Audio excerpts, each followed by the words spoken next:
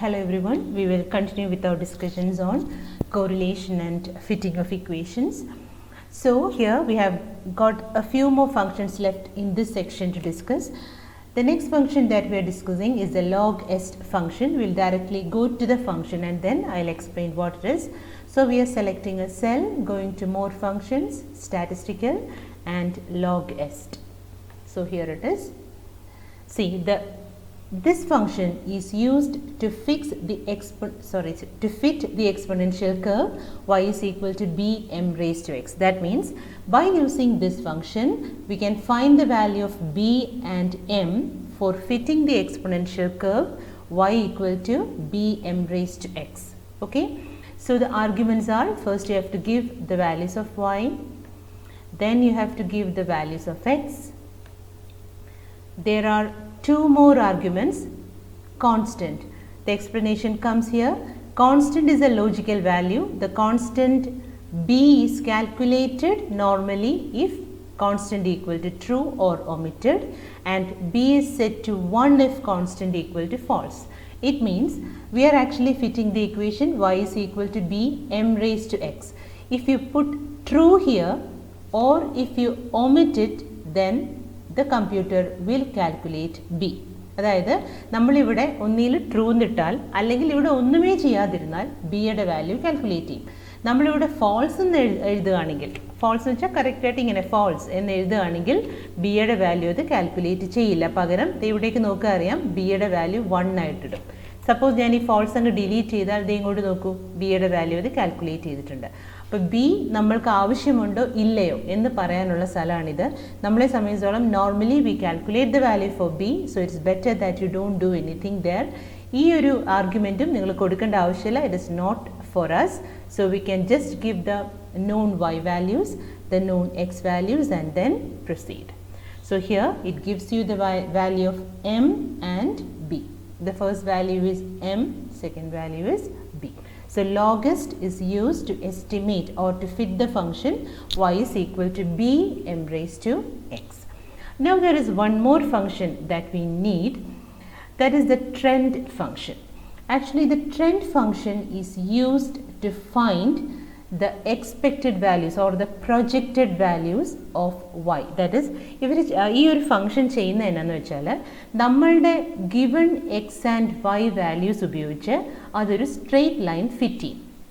ചിലപ്പോൾ ഈ straight line തന്നെ ആയിരിക്കും ഫിറ്റ് ചെയ്യുന്നത്. y is equal to 1.9374x plus 41.149. ഈ ലൈൻ തന്നെയാണത് ഈ ഡേറ്റ വാല്യൂസ് വെച്ച് ഫിറ്റ് ചെയ്യുന്നത്. എന്നിട്ട് ഈ ലൈനിനകത്തേക്ക് എക്സിൻ്റെ ഗിവൺ വാല്യൂസ്, അതായത് ഈ വാല്യൂസ് ഓരോന്നോരോന്നായിട്ടിട്ട് വൈയുടെ പ്രൊജക്റ്റഡ് വാല്യൂസ് കണ്ടുപിടിക്കും. അങ്ങനെ വൈയുടെ പ്രൊജക്റ്റഡ് വാല്യൂസ് ആണ് ട്രെൻഡ് എന്ന് പറയുന്ന ഫംഗ്ഷൻ നമുക്ക് ഔട്ട്പുട്ടായിട്ട് തരുന്നത്. അപ്പോൾ ഇതുവരെ നമ്മൾ ഈ കണ്ട ഒരു ഫംഗ്ഷനും പോലെയല്ല ട്രെൻഡ്. ഇതെല്ലാം നമുക്ക് ഇക്വേഷൻ ഫിറ്റ് ചെയ്യാനുള്ള അതിൻ്റെ കോൺസ്റ്റൻസിൻ്റെ വാല്യൂസാണ് കണ്ടുപിടിച്ചുകൊണ്ടിരുന്നത്. ഇവിടെ അങ്ങനെയല്ല, അത് ഓൾറെഡി ഒരു ലൈൻ ഫിറ്റ് ചെയ്ത ശേഷം ആ ഇക്വേഷനകത്തോട്ട് എക്സിൻ്റെ വാല്യൂ സബ്സ്റ്റിറ്റ്യൂട്ട് ചെയ്തിട്ട് corresponding values of y is given as output. We can just try it.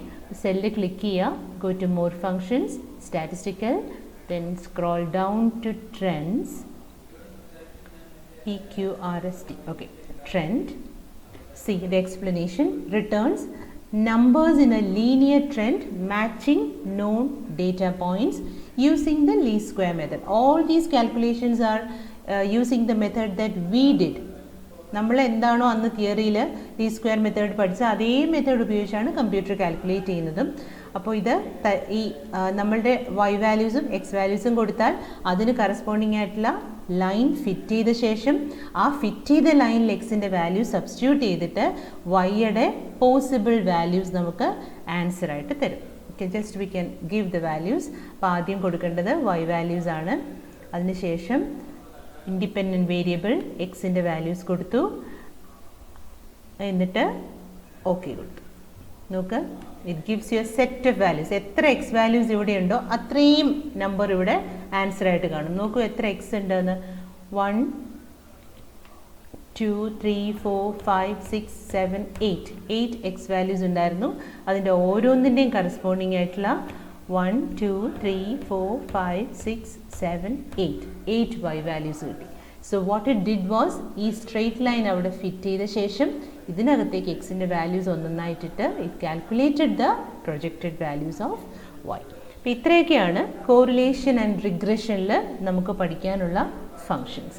ഇനിയും ഒന്ന് രണ്ട് ഫങ്ഷൻസ് ചെയ്യാൻ, അതായത് നമ്മളിപ്പോൾ നിൽക്കുന്നത് ഡിസ്ക്രിപ്റ്റീവ് സ്റ്റാറ്റിസ്റ്റിക്സും കോറിലേഷനുമാണ്. ആക്ച്വലി ഡിസ്ക്രിപ്റ്റീവ് സ്റ്റാറ്റിസ്റ്റിക്സ് ഡിസ്കസ് ചെയ്ത സമയത്ത് ഒന്ന് രണ്ട് ഫങ്ഷൻസ് ഞാൻ വിട്ടുപോയി. അപ്പോൾ അത് ഞാനിവിടെ നോട്ട് ചെയ്ത് വെച്ചു, so that I won't forget. അതുകൂടെ ഒന്ന് നോക്കിയിട്ട് പോകാം. അതിനായിട്ട് ഞാൻ നമ്മളുടെ നേരത്തെയുള്ള ഡേറ്റാ ഷീറ്റിലേക്ക് പോവാണ്. ഫങ്ഷൻസ് ഇവിടെയായിരുന്നു നമ്മളെല്ലാ ഡിസ്ക്രിപ്റ്റീവ് സ്റ്റാറ്റിസ്റ്റിക്സ് ഫങ്ഷൻസും കണ്ടുപിടിച്ചത്. നമ്മൾ measure of central tendency we learned how to calculate the mean. Mean was calculated using the function average. Then we had median using the function median. Then we had mode. We calculated mode in two ways. One mode singular and the other was mode multiple. And then we had geometric mean. ഒരു measure of central tendency കൂടെ pending ആണ്, which is the harmonic mean. So again the simple function, go to statistical, harmean, select harmean, give your data values and click OK. So this is the harmonic mean. ഇപ്പോൾ ഈ ഒരു data സെറ്റിൻ്റെ അത്മെറ്റിക് മീൻ 54 ആണ്, median 56 ആണ്, geometric mean 53 ആണ്. പക്ഷേ harmonic mean വന്നപ്പോൾ it is 47.8718. There is one more function that we didn't discuss, which is the div square, deviation square. Actually, what is deviation square? We will take the function and see the explanation.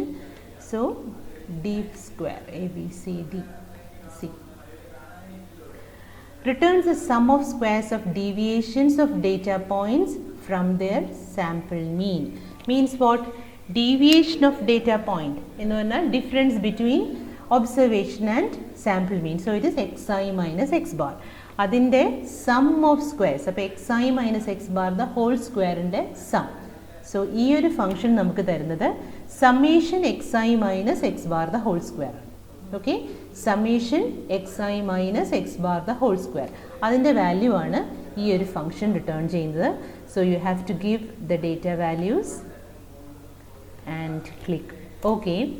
So this is the sum of squares of deviations of observations from arithmetic mean, that is summation xi minus x bar the whole square. Okay, ഇത് ഉപയോഗിച്ച് നമുക്ക് വേരിയൻസും standard ഡിവിയേഷനും കണ്ടുപിടിക്കാം.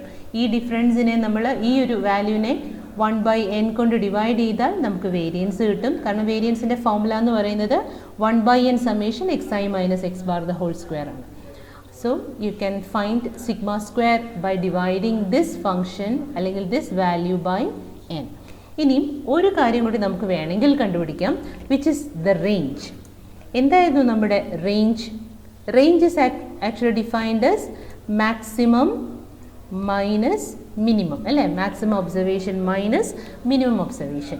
Actually, if you find the maximum observation and the minimum observation, അതിൻ്റെ തമ്മിലുള്ള difference വെച്ചിട്ട് നമുക്ക് range കണ്ടുപിടിക്കാൻ പറ്റും. ശരിയല്ലേ? How will you find the maximum of a data set? അതിന് എക്സലിൽ ഫംഗ്ഷൻ ഉണ്ട്. സോ മാക്സിമം കണ്ടുപിടിക്കാനായിട്ട് click on the cell, go to, actually ഇതിനകത്ത് തന്നെ മാക്സിമം ഉണ്ട്. ആ ഓട്ടോ സമ്മിനകത്ത് see maximum is there. It is asking you the range. You select the range and click okay. So നമ്മളുടെ ഒബ്സർവേഷനിലെ മാക്സിമം വാല്യൂ 92 ആണ്. അതേപോലെ we can find the minimum. Minimum is here. You go to minimum, select the data values and click OK. So you have minimum. Now range കണ്ടുപിടിക്കാനായിട്ട് എന്ത് ചെയ്യണം? അതിൻ്റെ difference ഒരു formula അതിനകത്ത് എൻട്രി ചെയ്യാൻ, എക്സൽ എൻട്രി ചെയ്യാനായിട്ട് what you have to do is you can start with equal to this minus this. Reference ഉപയോഗിച്ച് formula കൊടുക്കുകയാണ്.